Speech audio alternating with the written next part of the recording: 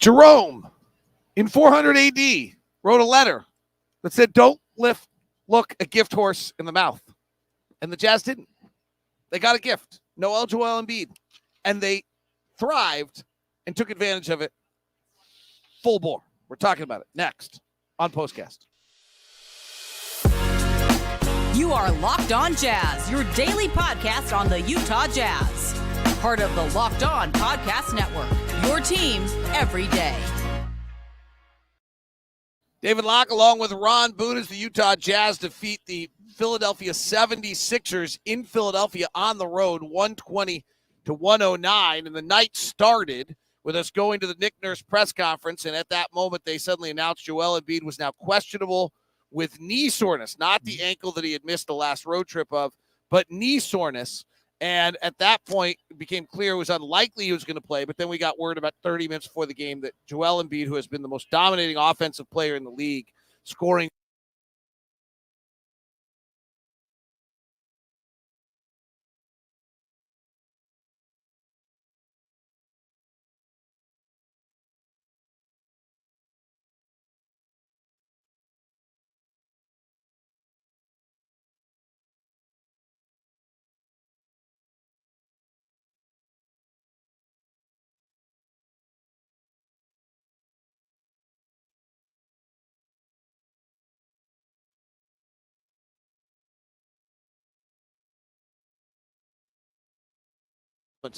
at the rim.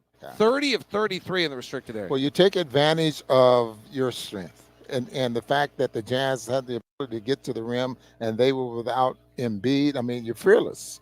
You go to the rim. You go to the offensive glass. I mean, because you know you should have an advantage, especially when the Will puts the big lineup out there on the floor. 72 points in the paint. That tells the story right there.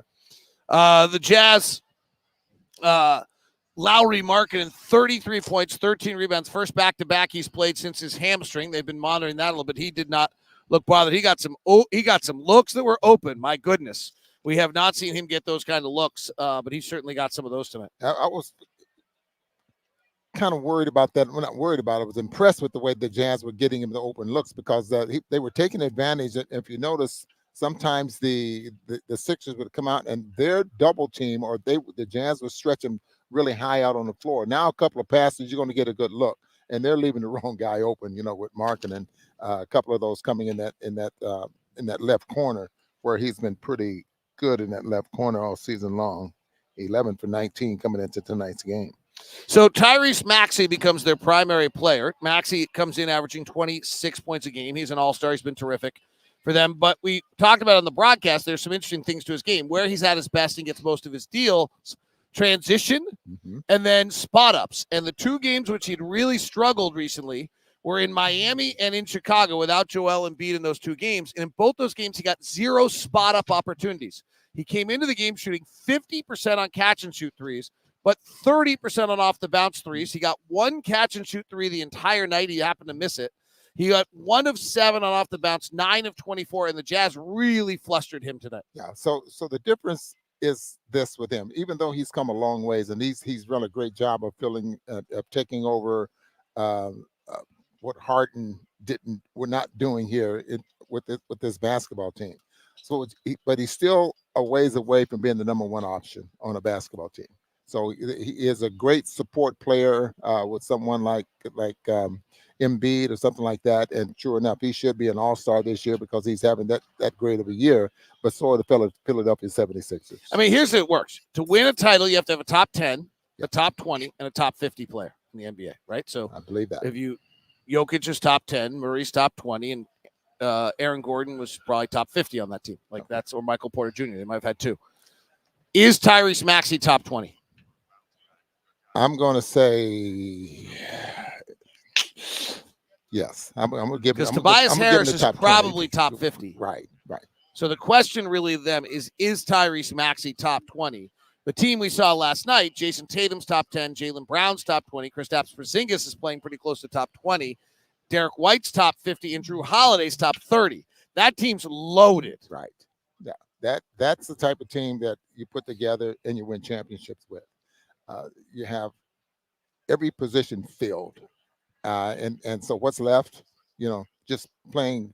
You don't even have to be the best defensive team in the league. You just have to be respectable, or maybe in the top 10, 15 as far as defense is concerned, and you should win. And just to finish that analogy or that comparison, we'll see Milwaukee on Monday. They have a top 10. They have a top 20. And if Chris Middleton is healthy, they have a top 50. But that's a big if for them. Let's go back to the Jazz tonight.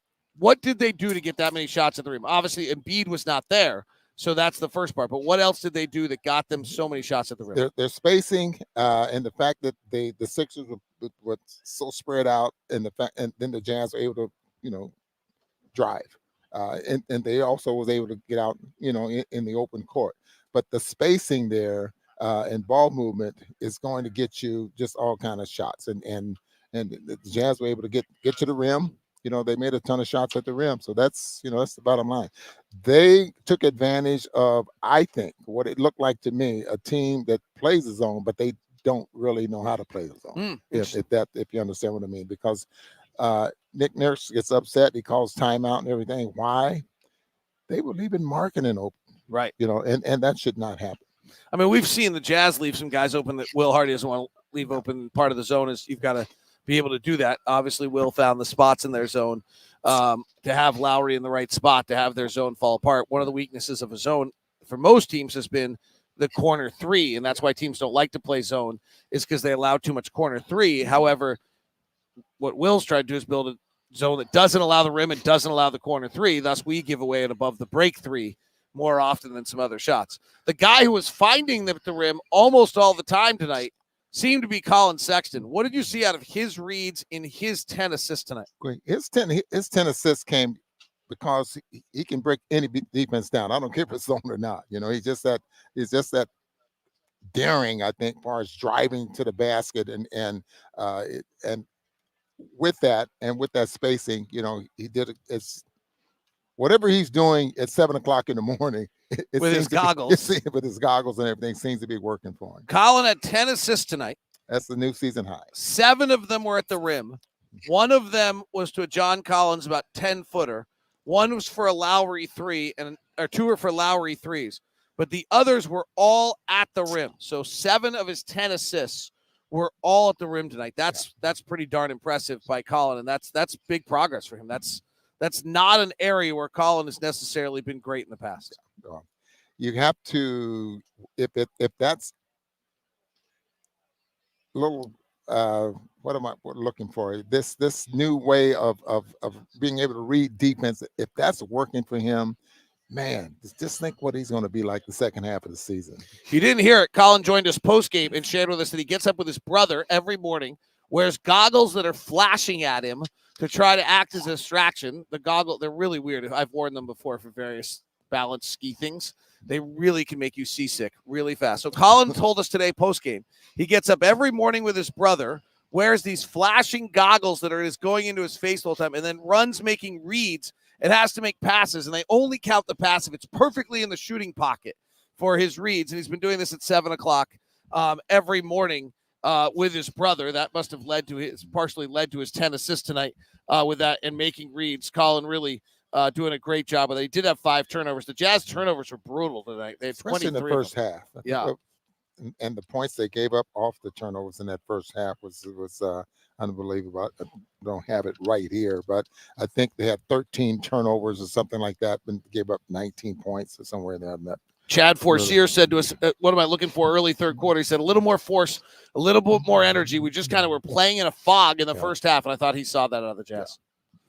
Well, these are pretty easy stars tonight, Ron. Without a doubt. Let me ask you one question I think of, not concern, but worth throwing out there. We're just getting into our offense so slowly with Keontae right now.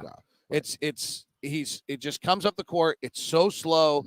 And there was actually a play. There was a really good visual tonight where Keontae was on the floor and Kelly got us into the offense about 4 seconds earlier, and it allowed for 3 more passes to be made at the end of the play. What is happening with Keontae at the point guard that we are not making our first pass to 11 or 12 on the shot clock? I'm not sure if he's sure of himself pushing the ball up the floor and getting into something. It's like he's taking his time, making sure that they get into the right set or anything like that when he doesn't have to do that. we've watched practice enough to know that when you bring the ball up, whatever side, it doesn't matter. You can get right into something. You can get that lead pass means we're into our secondary break or whatever you want to call it.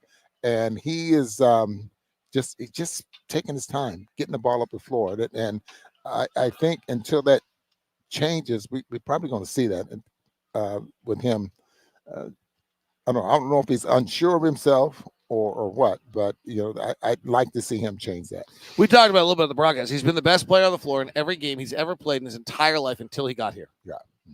That's a big adjustment. Right. It's a big adjustment. You find out once you get to this level, everybody has a scrapbook. Otherwise they wouldn't be here. You find out that the game is much faster. You find out that it's more physical. And I think that is one of the biggest difference there, that how physical the game is. Colin Sexton and Lowry Markin are 2 stars, no discussion needed. That is Postcast. Ron Boone and I will be in Milwaukee for you as we see Giannis and Dame coming up here for the first time together on this road trip. Jazz now 1-1 with a win in Philadelphia. Joel Embiid does not play, and the Jazz take advantage. And it's a gift horse in the mouth that they wrote about in 400 AD that works correctly on January 6th of 2024. Have a great night. We now send you to Locked On Sports Today, the first ever 24/7 national stream, sports stream on YouTube. Hope you enjoy. Have a great night.